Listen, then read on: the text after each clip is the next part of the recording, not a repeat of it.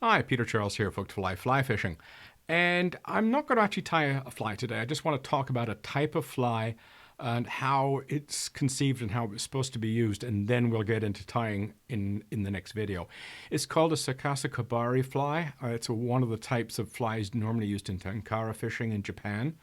Typically used in high gradient streams where there's a lot of rocks, a lot of pools, a lot of fast moving water. The concept of this fly, and I have one on the vise here. This one is tied with pheasant tail and hen. It's a very, very simple fly, and they talk about the one fly concept. In other words, there's no trying to match the hatch with these kinds of Sakasa flies. You're just tying a fly that looks like a bug and hitting these pockets and pools and little runs on these mountain streams. And I think the important thing is that they share a lot of characteristics with North Country spiders in that both flies were being tied by sustenance fishermen, people who are catching fish to put food on the plate, on the dinner table. They aren't there to tie works of art. They needed to get the job done, and they were tying flies that could actually be tied streamside. So they can just sit there and tie one in their hand if they had to and get fishing. And so basically they would go to the stream with the same fly every day. Didn't matter what was coming off, didn't matter at all. Just keep hitting the stream with the same fly. And so you could see the fly I have here on the vise. This is just a pheasant tail with a hen hackle, and you see how the hackles point forward. What's important about this is not a cone. You don't squish them down into a cone. You just make them stand up and angle forward. That's all. And if you have a natural curving feather, like that hen is a little straight, but here's partridge and it has a natural curve to it. I've got that curve going forward. So you've got sort of like, it looks like an umbrella that's been turned inside out by the wind. You don't want to make it look like a cone. You want to have that movement, and it's important for it not to be squished down. That way you'll get that movement when you present this fly. This particular hay is very simple, 2 materials plus a thread.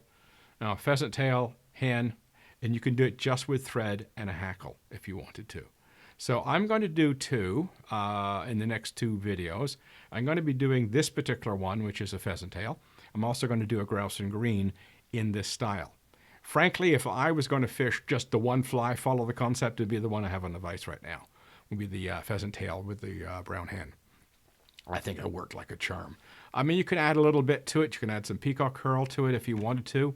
Lots of minor things you can do. You could double body. But the idea is they're simple, very, very simple to tie and easy to use. Typically, they're dead drifted. You could use a stop-start type of presentation. You can pulse them, but most typically they're cast upstream, dead drifted down, cast upstream, dead drifted down. Though they sink, they really imitate or are fished much like dry flies. The important thing is they're fished in these high gradient streams. They're not fished on slow flat glides where the fish have all day to come up and have a look at your offering. They really need to be fished in places where the fish has just a little opportunity to inspect it, and there have to be opportunistic feeders. Something goes by that looks like a bug, they hit it. They don't have all day to sit there and think, oh, maybe that's not right, and then wait for the next bug, because the next bug may be 5 or 10 minutes down the road. If we're looking at that flat glide, there could be a conveyor belt of hundreds of bugs coming down the river, and the fish can take their time and pick the ones they want. So fish it in the right spots, fish it the way it's intended.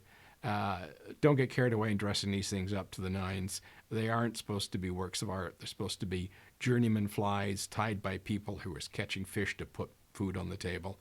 And they're simple and they're effective. So stay tuned. I've got 2 coming up, this fly, and also we're going to do the grouse and green. Cheers.